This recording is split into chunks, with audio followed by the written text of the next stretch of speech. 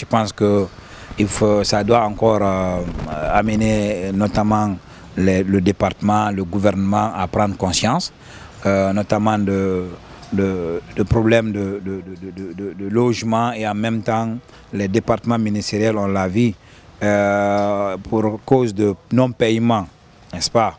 On a vu beaucoup de discours ici, quelque part où le gouvernement est souvent index pointé du doigt. On a vu même la sortie du ministre notamment du ministre de l'énergie, qui a accusé l'État de non-paiement des factures d'électricité. Donc cela encore relance la problématique, n'est-ce pas, de la situation de l'État guinéen dans la gestion des affaires étatiques, n'est-ce pas, surtout dans le cadre du fonctionnement.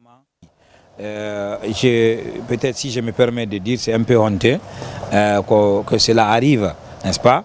Après tout ce temps, il y a des citoyens, quand vous les demandez, on dira que tous les départements, n'est-ce pas, sont dans les bâtiments de l'État. Beaucoup ne le savent pas. C'est peut-être cela ressort une fois encore un point faible de la gestion, n'est-ce pas, du gouvernement du CNRD actuellement. Et moi, je me rappelle, ils étaient quelque part au temps du président Lansana Conté. Tout récemment, quand je suis allé, on m'a dit qu'ils ont déménagé vers un autre immeuble du côté de notamment d'Alboulbiné. Donc je pense que ça doit amener l'État guinéen, le gouvernement guinéen, n'est-ce pas, à s'autocritiquer pour le prochain gouvernement, afin que nous puissions décentraliser désormais. Par exemple, ils ont un domaine à Koloma. Koloma est prévu pour être le centre directionnel, n'est-ce pas, de l'administration publique.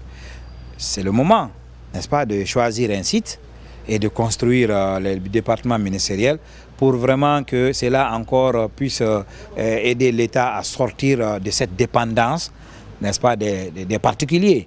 C'est un peu ma perception. Et ça peut même nous amener, nous, au niveau de la société civile, à nous réinterroger par rapport à toute cette gestion que nous entendons. Écoutez, c'est une perte énorme pour l'État guinéen. Peut-être les 7 milliards pouvaient construire, ne serait-ce que peut-être une villa bien faite, même si ce n'est pas R+, pour pouvoir loger le ministère dans ce bâtiment. Et j'aurais appris, je mets au conditionnel, que la plupart des ministères sont dans des bâtiments à location, en ville. Et cela vient de prouver une fois encore qu'on est en train de dilapider l'économie du pays. Parce que payer 7 milliards par mois, imaginez-vous quand vous comptabilisez le nombre d'années que cela fera. Donc l'État est en train d'enrichir des particuliers.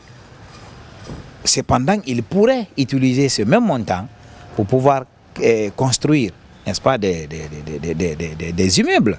Des immeubles qui pourraient habiter plusieurs ministères même, s'il faut, ou bien plusieurs directions. Donc moi, je pense que l'heure est grave. Il est important qu'il y ait encore une fois encore des audits autour, n'est-ce pas, de ces locations, de ces bâtiments, et savoir est-ce que d'ailleurs même le montant de 7 milliards annoncé, c'est ce qui est donné aux particuliers. Parce que vous savez, souvent, on annonce des montants. Quand vous faites l'enquête, vous trouverez des fois que le montant annoncé n'est pas en adéquation avec ce qui est en train d'être donné aux particuliers. Tout cela, c'est des portes de sortie d'argent. C'est des portes de sortie. Parce que ça, on donne 7 milliards à quelqu'un.